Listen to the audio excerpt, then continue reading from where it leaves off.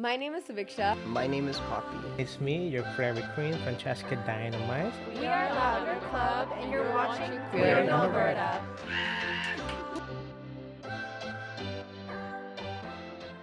Welcome back to another episode of Queer in Alberta, the podcast where I talk to 2S LGBTQIA+ Albertans to share their stories. My name is Kelsey, but you can call me Kels. I am a queer Filipino-Canadian, and I use she/her pronouns. And I filmed this series right here in Lethbridge, Alberta, which is on Treaty 7 territory, home of the Blackfoot Confederacy and the Métis Nation Region Number 3 of Alberta.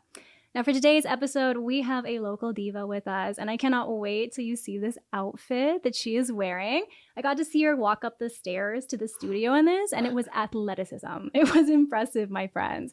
But we have the one, the only, Poppy Puffter. How you doing, love? Good, great. Very happy to be here. Now, you were telling me about a wardrobe malfunction before you got here that's a little bit iconic, I must say. And embarrassing, I think is the correct word. Yes, my friend actually made me this gorgeous wig that I was very excited to wear because it's like an updo, and I'm not really an updo girly. And it was very obvious because when I tried to get into my truck, the top of the wig hit the truck, fell on the ground. And here we are. But yeah, this is a different wig. I decided a hat was also necessary to give it a little bit of volume. Well, you know what? It's almost like fate was really saying, this is Queer in Alberta. Do you know how just slay it is that you got into your truck with your wig and it fell into the prairies? That's very on brand. True. Wow. Yeah, I didn't even think about that. Oh, I see everything. I see all the possibilities. But yeah, I'm just so in love with this outfit. It's giving me My Fair Lady vibes for sure. And you even got a cute little purse down over there. Wow. Yeah. I would say, honestly, a lot of my drag consists of things from friends. Lots of gifts, lots of friends giving hairdos or a friend gave me a breastplate. Love it's just that. Very sweet to be able to have drag that's so focused in community. I would say it's a lot of locals supporting local drag, and I love that. I love that too. And that's a huge part of why I actually wanted to bring you on the show, because there's something about your drag, Poppy. When I see it in person, it's such a celebration of community. And the stories that you tell, there's always a message to it. How did all of this start? It's so amazing to look at. Yeah. Oh, it started actually. I did a small little stint in New Brunswick. Oh, no way. Because I was obsessed with French and French people. I think I really wanted to be French. Okay. So I went to go and I was teaching English through a government program. And it was on my 24th birthday, someone had just introduced me to Drag Race. Oh, slay. I went out and bought some makeup and just played around in the basement because it was a French community. Didn't really have a lot of friends there. Spent a lot of time in my basement. Spent a lot of time watching Drag Race. Gay culture, 100%. Basement, Drag Race. Yes. Yeah. In the deep, dark corners of the basement, too. I just felt very troll-esque. But yeah. And it was really bad, I would say. I look back at some of those photos now, and I'm it's literally you in drag before. Yeah. Yeah. One line, another line, and then a third line, and that's supposed to be the eyebrow, eyeliner, This eyeshadow. Is the eyebrow. I love it. But yeah, I think that's when I really got into makeup, which I appreciated because I don't think I really like to be alone. Obsessed with community, need community. So I was quite grateful for the fact that in this one time in my life that I was very much so alone, it was able to bring out drag, which that's amazing. Because it was quite a miserable time, I would say, in the full 9 months, but don't regret it because here I am. Now I want to ask you, I'm New Brunswick drag. Yeah. That is something that has not crossed my brain very often. What would you say about New Brunswick drag? I didn't get to see too much, actually. I think the drag that I saw was actually in Halifax. Oh, cool. And again, I was quite smitten because this was at the beginning of a drag journey, and you're just these people, I'm obsessed with the fact that people are completely transforming who they are. I remember I think it was maybe the 10th time I did makeup. It was quite a moment where I was oh my gosh, I actually don't know who I am now. Where the other times I was oh, okay, I just look like someone with stuff on their face. And then you look like someone totally different the 10th time. The red lipstick, it really That's what brought it out of you, right? Yeah. Well, I can even relate to that a little bit. I did drag once. Oh, whoa. I know, it was so Oh, much fun. Like nice. with little mustachio and etc.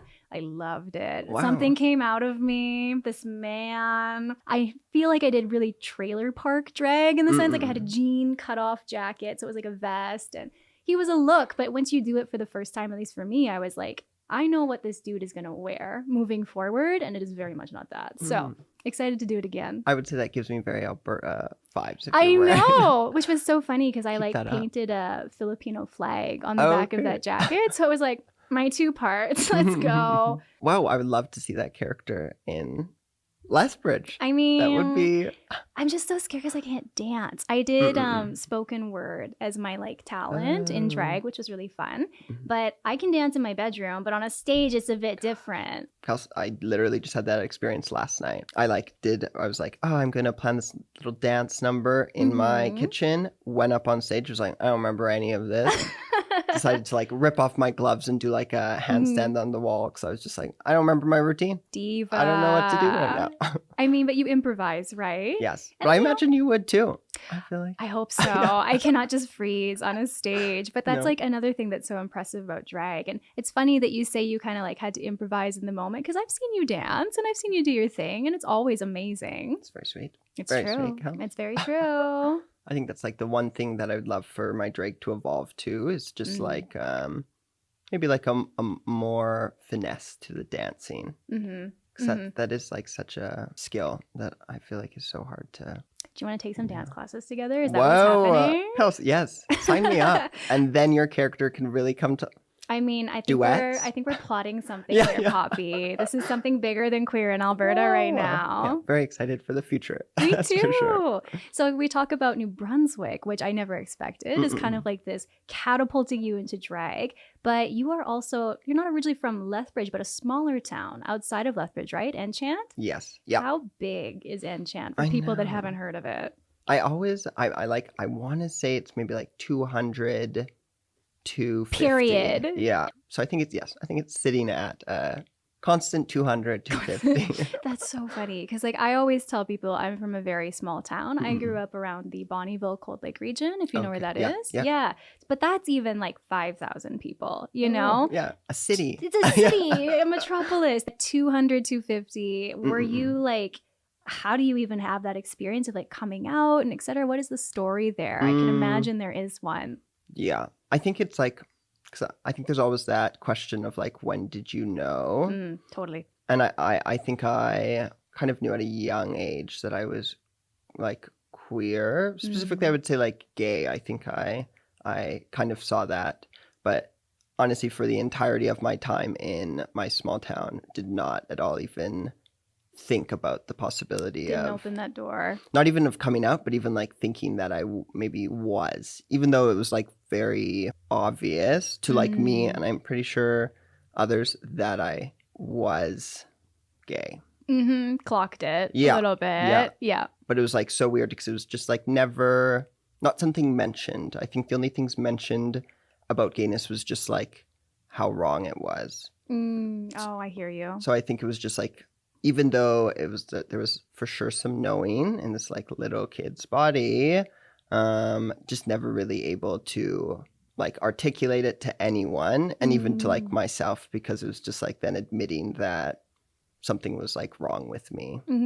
I think that's interesting to me because it's a similar experience, but also a little different for me. I think other people in my life maybe picked on the fact that I was gay or not into men in the same way my friends were when we were teenagers, especially.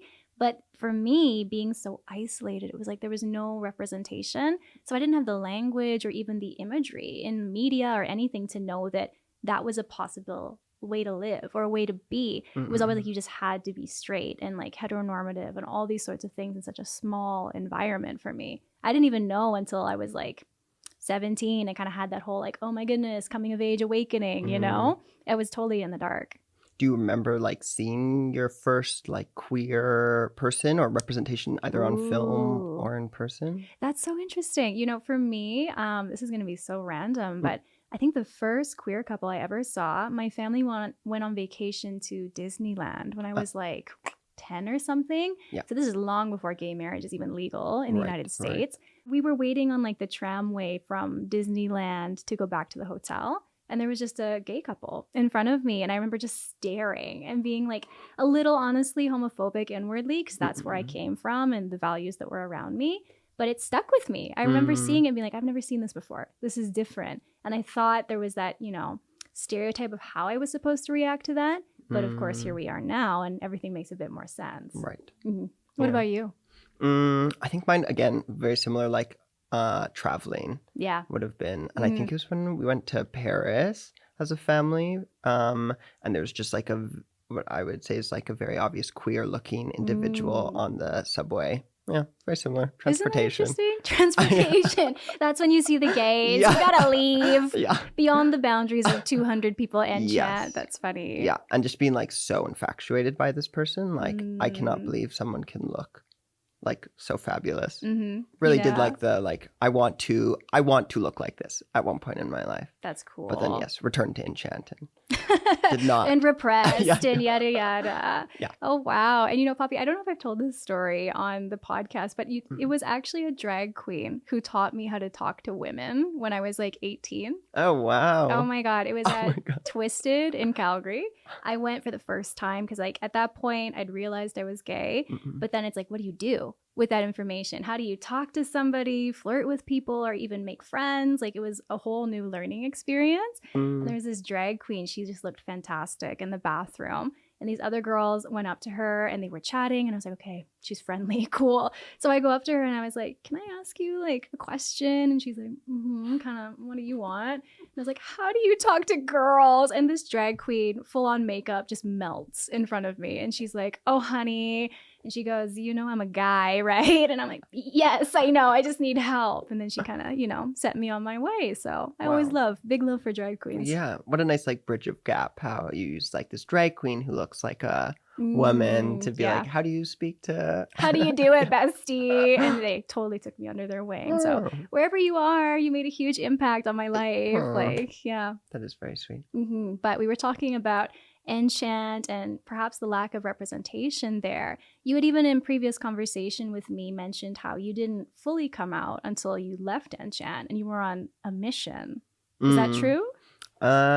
Yes. I think my first like queer experience was on this mission. But I think like, again, coming out, because I went to Vancouver to do this mission when I was 20.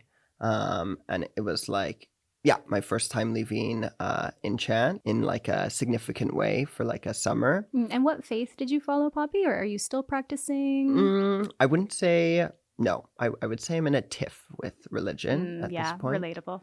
I think that happened also in New Brunswick, actually. And New Brunswick is the place. It's where it's happening. Yeah, don't love spending time alone. You do learn a lot about yourself in those moments. No, Catholic, Oh, yeah, it was a Catholic mission.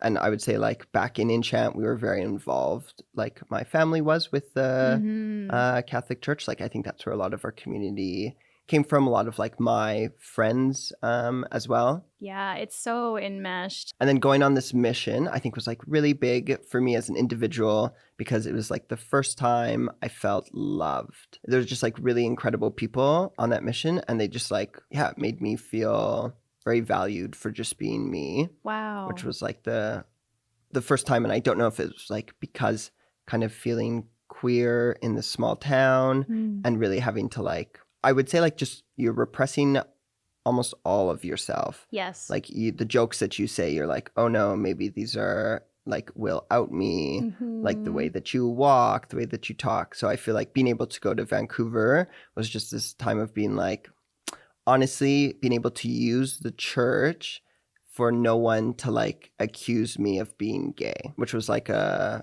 very like opening experience because I was like, cool, no one will think I'm gay here if I'm Catholic.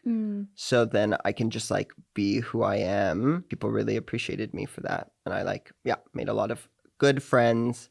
And then the first person who I then did come out to was someone on the mission at a year later. And how did that go, Poppy? Was it okay? It was so beautiful. Oh, good. I'm relieved. Yeah. It can go either way, right? It very much so. I think like and this is where it's just like such a testament to these people as like people. They were so lovely. Like this one, there's a girl named Jen Lobo. I like will forever remember. Mm-hmm. And it was one of those times where, it's on the phone. I'm telling her, and then I'm crying, and then I'm like, Wow. I can take this back, just so we all know. I did not take this back. But it was just like it was an incredible like person to have as my first person to come out to. And she was like with me for like that entire year where I didn't come out to like anyone else except for her. And just like would have conversations with her about it for that entire time. And I I'm very grateful for her to be there for me for a whole flippin' year. Just having to listen to me navigate Jen this. Lobo, icon diva supreme. She is. Very much so. Yeah. But no, I think like I really resonate with you there too. And like I think we always have to come out as queer people, in whether small or big ways, forever. It's just not something that's done once and then you're good. But I feel like when you're first doing it, that's when it's the most nerve-wracking or the most intimidating, because you're being vulnerable and open in a way that perhaps you've never done before in any other capacity of your life. And that's why I think for me too, I'm so grateful that the first people I really came out to and trusted that part of myself with, just like your friend, they were so supportive and loving, and that kind of emboldens you and carries you with this foundation as you go and talk to other people about it. Oh yeah, completely. I feel like, it was like after Jen Lobo, then you're just like, I can actually do this to like more and more people. I'm just laughing a little bit because when you said that before, after Jen Lobo, it's like BC, before Christ or whatever, and then AD, we mark these periods of life by profound events. Wow. Just a little bit. She needs to trademark that. Get a little sticker. That would be, Hand them out at your drag shows for sure. Done and done. My merch is decided.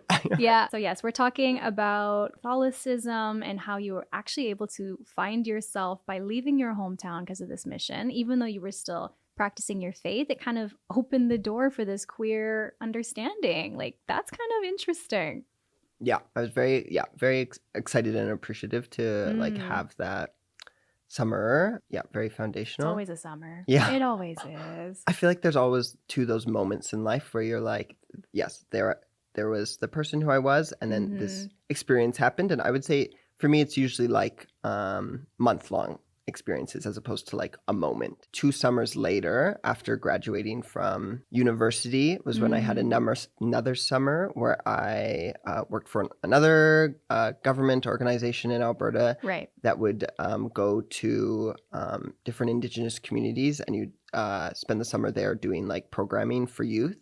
And I feel like that was kind of the first time leaving the church setting and having like still strong community and like feeding all of these things that I cared about. But then it was this summer where it was almost like, whoa, there can be a different purpose in life that isn't like necessarily religion. And being able to find like everything that I loved about the Catholic Church, purpose, community, passion in this summer with like new community, kind of like new purpose in terms of like moving away from like my small town colonial mindset to like something bigger. You understood that the world there's more ways to be in the world, more ways Yes. to live, to experience. And you know, you touching on this because you have that master's of social work, right? Yes. Yeah. An educated queen, incredible, but it also contextualizes a lot of what I see from your drag, because as we said at the very beginning of this interview,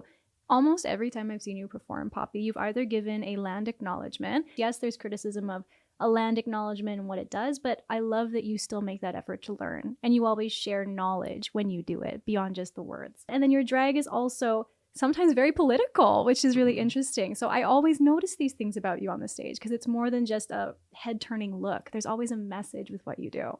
Yes. Yeah. I think like telling a story is my absolute favorite part of drag. I think I heard it once from a drag queen in Victoria where I did my master's and really took that to heart. And whenever I do a performance that doesn't have a story, I always feel very unfulfilled by the performance. I just feel like it wasn't the best work that I could have given.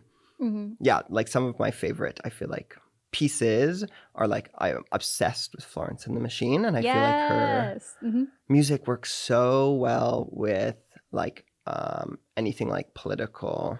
Like I do a song called King, and it's like, I will say, I think that they are stories, and I do love doing them, and they're also very draggy. Like there's Draggy, yes. they're very campy. Like I'm, as much as I really am trying to send home like this message, I also am still wanting it to be like, this is drag. Like first and foremost, like well, the message is so important. Like the message through drag is something that I really enjoy sharing. And in King, it's like I start off as maybe like this more like hyper femme queen who then like ends up kind of literally removing the garments. Right. To kind of reveal like more of this like badass woman who is like destroying the patriarchy. And like, what does the patriarchy kind of have roots in? It's like colonialism is that like overarching thing. So like patriarchy stems from colonialism. Then you have like transphobia stems from colonialism. So it's just like kind of like to destroy or to like stop the patriarchy, transphobia, homophobia, you like really need to go to the root, which is like colonialism. And I feel like I enjoy trying to convey all of that. And this is why drag performers are artistes, bestie. Like that is so amazing and complex. Like you should feel very proud to be able to put something together like that. It is one of my favorite numbers. So I am, yeah. It is my fave. It's my best one. Anything with a Florence and the Machine, I feel like will really hit home for me. Because there's another Florence and the Machine number where it's like very similar, where I'm trying to reiterate that like mental health cannot be like supported in carceral systems. It's another like another number that I enjoy telling a story. But then some of them, they're just campy. Yes. Like I always, you know what, actually, for some reason when you were coming in and we were waiting for you, I heard Single Soon by Selena Gomez in my head from your Halloween performance. That's a campy, fun performance that you did. Yeah. Yeah. And even like just last night, I was doing Defying Gravity. Love. By Idina Menzel, but giving like a plastic surgery moment, as in like, I'm defying gravity in the sense of like preventing wrinkles. Very campy still, enjoyable. And yes, I think it's always important to have something that's also political or like impactful. Yes. And you know, it's so exciting to have, like, we have some amazing queens here in the city. Like, of course, we talked about Francesca. She's doing her, I feel like, world tour all the time, performing from east to west in Canada. But we also have the girls that you perform with for Babes and Brews at Theoretically. Do you want to maybe shout out them a bit and share some of them? Oh gosh, I feel like would not be able to do the drag in the city without like the support of these other like drag sisters, and that's Dana Demento. Yes, we love Dana. Yeah. I worked with Dana, so I'm biased. I feel like yes, she gives you such a like almost divine class aesthetic. Act every time. Very punk, very underground, and I just love that she's like being celebrated for how cool she is. And then my other sister who I do Babes and Brews with is Brandy Jane. Yes, Brandy. She gave me this purse here. Oh, no way. I feel like she outfits me so completely and is like beautifully honest in like the support that she gives, and also just like she's not a no. She will always say yes to whatever I want to do, no matter like the time constraint, and even if it makes her late, which I fully appreciate. Wow, a giving queen. Yes, very grateful for the two of them to be able to have such a like a gorgeous community event. Yes, totally. People are coming out to, which I really appreciate as well. Yeah, and I think like of course with this series we discuss the stereotypes of being queer in Alberta, but I think in Southern Alberta and particularly in Lethbridge, maybe there's some stereotypes that we don't have drag or it's not happening here. But here you three are amongst many other performers that we have not listed. There's some amazing drag kings in the city as well. Like, what's up with that? We're here. We're queer. We're turning it out. Yeah.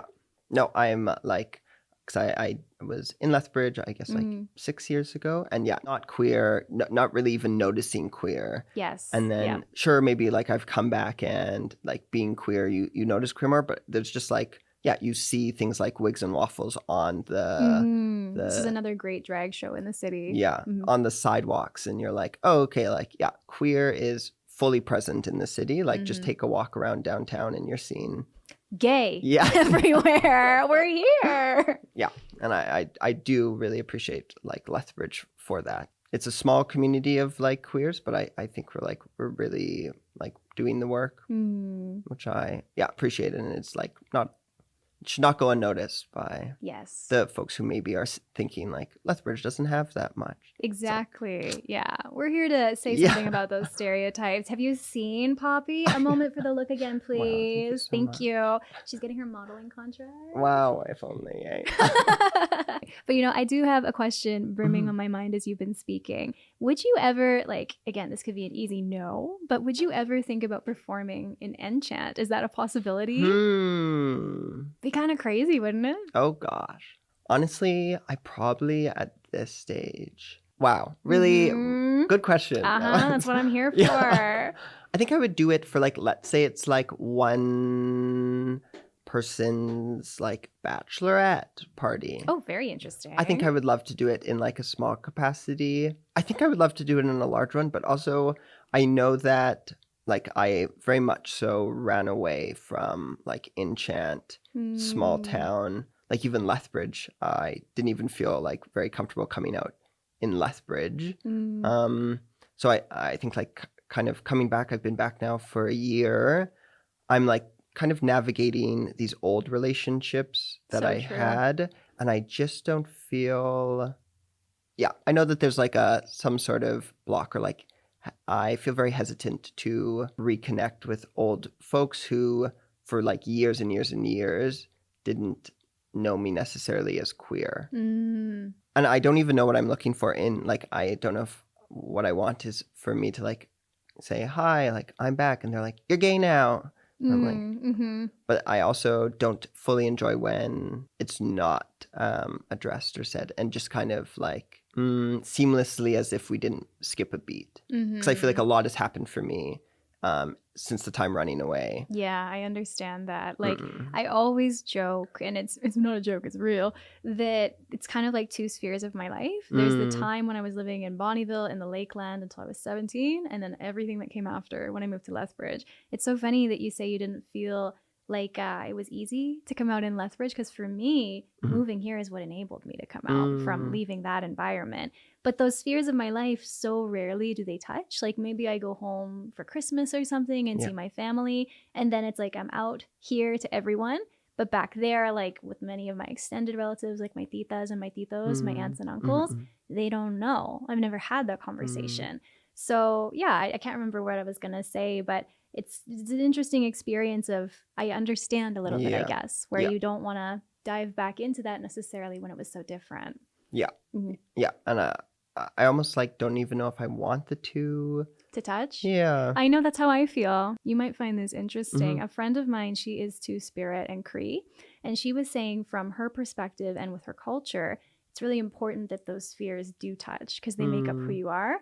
And so she might come on the show at some point, and that's what we're going to talk about. And I'm like, girl, I'm not ready for it. Like, I've been avoiding it for so long. Yeah, I will definitely be wanting to listen to that knowledge. She's fun. She's really fun. She actually is in the Lakeland where I grew up. So, oh, wow. Yeah. So that's like a conversation for those of us that grew up in small towns and left. How do we navigate those spaces? Yeah. Because I think like small towns, I feel like there's such joy from living in small communities. Yeah. With like the sense that you like really know everyone, and everyone like knows you, and you like, there's like a sense of care for the community that I feel like you of course like don't really get in a larger city, and like the support that you'll give a family like during death that like in a city it just doesn't like happen as much. So I really like would love the idea of going back to a small town and like living my life in a small town, but every time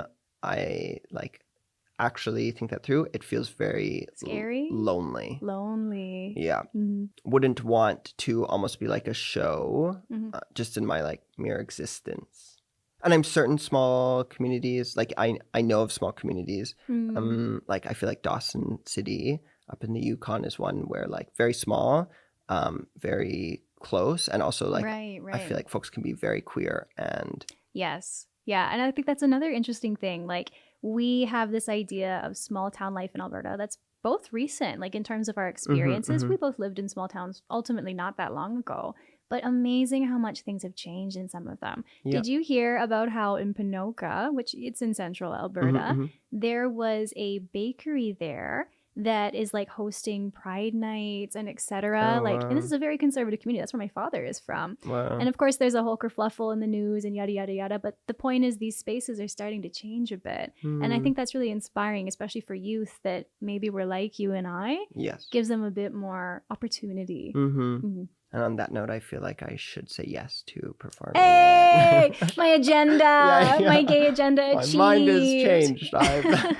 I'm ready, Enchant. Sign me up. Boom. I love it. She's coming with the party bus, the wig. Yeah, It's going to be merry, good. What is that? Merry Pranksters? Merry Prankster? Merry Pranksters? I don't know, but I live for it. Nice. I Immediately. think they like drove around America in a Oh, cool. massive bus. I think they had a different agenda than queer, but Mm-hmm. they were a party. I mean, Poppy is a party, so it makes sense. Just me and a bus. That's it. I can picture it now. I love it. But, as we're kind of closing the interview today, I kind of am wondering, here you are sitting in drag, living your life vibrantly and proudly, sharing a message with the performances that you do. Is there anything you would maybe say to your younger self who was in Enchant and not in this space quite yet? Gosh, I find that tough. I think like the situation that I was in to my younger self where, there wasn't any queer people in the town. I wish I would be able to go back to my younger self and say like, be your authentic self. But I think like even when I tried to be my authentic self, it was really shut down throughout that entire time. So I think it would just be like one of those cliches of like that it would get better. You did know. Yeah. I always kind of understood that like eventually I will be leaving this place when I'm ready. I don't think I fully understood that I would like be embracing queer as much as because I think it like the stages for sure, and probably because of religion, was one of like accepting who I was as like a queer person, but maybe not accepting the fact that I would be deserving of a relationship. Oh, yeah. I think those were two, like I came out as like gay to my family and felt like quite comfortable doing that. Still like very comfortable being able to say that's who I am. But I feel like it like still has taken me a while to accept that I can be in a relationship. And I feel like that was even like very evident for like quite a while. I couldn't even like say my boyfriend. I would just be like the they boyfriend or whatever. Just couldn't like possess the individual as someone who was in my life. And I think like a lot of difficulty in like navigating being in a relationship because just really don't feel like maybe I should be in one. What was the question again? No, like we were asking about what you would tell your younger self, but you went on a bit of a tangent. It's true. Well, is there anything you would say to your younger self or? Yeah, I think it would just be, I would remind my younger self like, yeah, you're right. It gets better. Yeah. Yeah, you'll make it out of that and it'll be like, fine. Maybe I would love to say something to my younger self about the two spheres, about trying to lay ground to accept that like the two sides of yourself can come together. Because I would say in my family feel very open, just like in the community, I've really severed those ties. So maybe I'd try and advise my younger self to like invest in the relationships that are present there and don't be scared to like come back to them. Well, maybe I would tell my younger self something I feel like I'm telling my older self now. Yeah, it's a bit of a dual conversation. Not very meta. That's funny. But, as you were saying that, I think I'm actually, for so many reasons, I'm happy to have chatted with you today. But it's something to chat with somebody who, even though your small town is the real deal and mine's a bit bigger, like there are things about that experience that I think shaped both of us for the better. Like you're saying, community and the way we care for each other. I attribute a lot of that to a cultural lens for me, but also it does come from being in smaller places.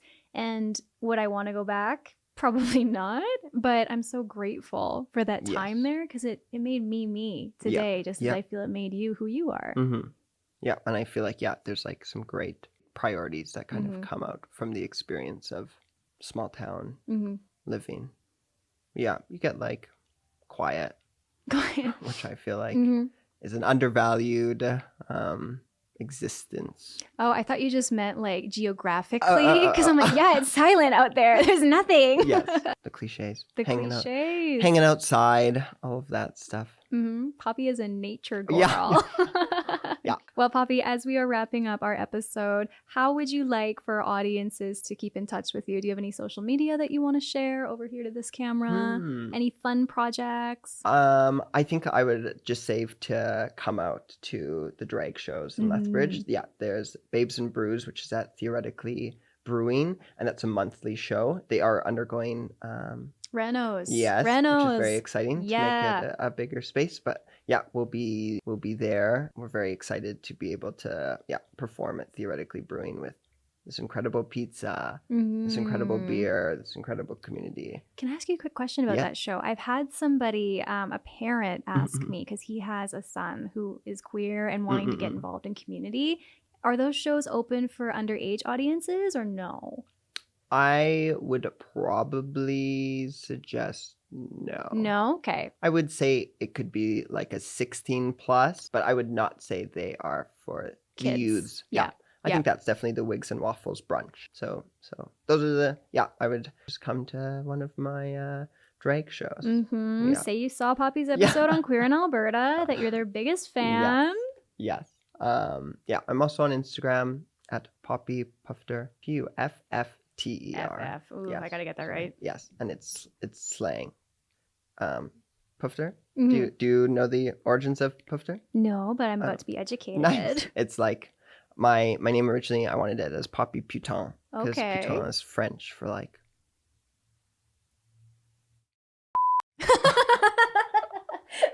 That's gonna be a good bleep. I like the side eye. It was good. But this is when I was obsessed with France and French and thought I was going to be. Yeah. Then I realized I am not. I am quite like English. So then I switched to the slang of Puffter, which is like. Oh my God, I'm learning so much. I never knew that. So I just enjoyed how it's quite tame here, Puffter. It sounds very like cute and Powerpuff Girl-esque, but yeah, really it's You're so smart, Poppy. Slangy. Eat that up. Well, thank you so much for coming on the show. God. Thank you so much for having me. Of course. I'm so glad to be doing this show to share voices from across Alberta, but there's something extra special getting to talk to a Lethbridge queen. You know what I mean? Yes. Love being able to just like drive over here and so easy. Subiksha, who was here earlier, 2-hour drive or whatever. Right. Just being able to chat with you is absolutely lovely. Yeah, and I think your story is going to inspire those kids in small towns, because inevitably they're going to listen, and seeing someone like you look at what you've done, what you continue to do every day with your performances, and with, I think, just your personal philosophy, I'm very inspired too. Kels, thank you so much. Wow.